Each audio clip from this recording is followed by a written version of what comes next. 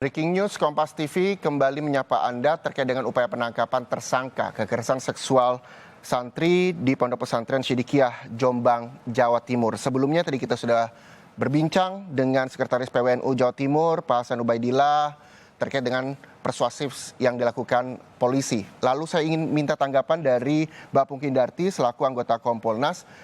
Mbak Pungki, tadi kita sama-sama dengar jawaban dari Sekretaris PWNU Jawa Timur, Pak Hasan Ubaidillah, terkait dengan persuasif yang dilakukan polisi. Anda melihatnya seperti apa? Ini sangat persuasif ya kalau kami melihat ya. Karena kan laporannya 2019. Ya. Terus kemudian diambil alih kasusnya oleh Polda Jatim 2020. Bahkan waktu itu Pak Kapolda sendiri juga datang untuk meminta yang bersangkutan menyerahkan diri. Nah, itu masih belum cukup gitu ya. Berkas kasusnya juga bolak-balik sampai 7 kali. Nah, sampai akhirnya di Januari 2022 sudah dinyatakan lengkap P21. Nah, ini kan koordinasi yang baik dari semua pihak sebetulnya kalau saya melihat seperti itu. Nah, oleh karena itu tinggal gongnya menyerahkan tersangka dan barang bukti ke penuntut umum untuk diserahkan ke pengadilan gitu. Nah, tetapi ternyata memang tersangka ini nggak kooperatif sejak awal gitu, dan yang bersangkutan itu selalu bersembunyi di balik simbol-simbol atau atribut-atribut keyakinan tertentu, itu yang pertama. Kemudian kedua juga mengerahkan massa, itu yang kedua. Bahkan ada di antara mereka yang mengintimidasi si korban-korban dan para pendamping korban seperti itu. Nah, kemudian di sisi lain juga sudah melakukan narasi-narasi bahwa seolah-olah yang bersangkutan ini korban fitnah, terus kemudian korban kriminalisasi polisi, padahal sebetulnya dari bukti-bukti yang ada sampai dinyatakan lengkap P21, pelaku ini sudah layak untuk jadi tersangka. Bahkan ketika yang bersangkutan melakukan pra-peradilan pun hakim menyatakan bahwa status tersangka itu sudah sesuai dengan hukum gitu.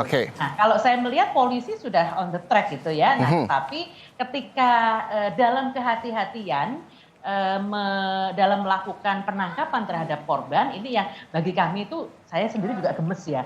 Ya ampun, ini drama banget gitu. Sampai seluruh Indonesia jadi tahu gitu. Seandainya si pelaku dari awal sudah kooperatif dan kemudian menyerahkan diri, perkara ini akan smooth sampai ke pengadilan dan silahkan dibuktikan di pengadilan apakah bersalah atau tidak bersalah. Kan seperti itu. Nah, jadi semuanya dibawa ke jalur hukum saja begitu ya? Betul, jalur hukum. Berbicara soal kasus hukum.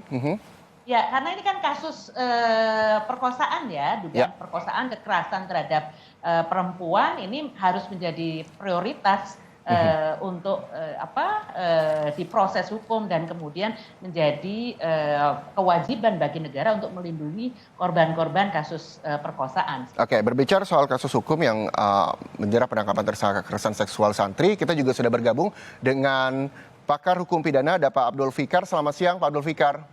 Selamat siang. Ya, Pak Abdul Fikar, tadi kita juga sudah mendengar keterangan dan tanggapan dari Mbak Pungki Indarti, anggota Kompolnas, soal persuasif polisi terkait dengan upaya penangkapan tersangka kekerasan seksual di Pondok Pesantren Jombang, Jawa Timur. Anda melihatnya seperti apa? 2019 kasus ini berjalan, hingga saat ini juga penjemputan terus dilakukan polisi, dan hingga saat ini masih terus dilakukan. Ya, ada dua nilai yang berhadapan. Di satu sisi ada nilai hukum yang direpresentasikan oleh kewenangan upaya paksanya kepolisian, gitu ya.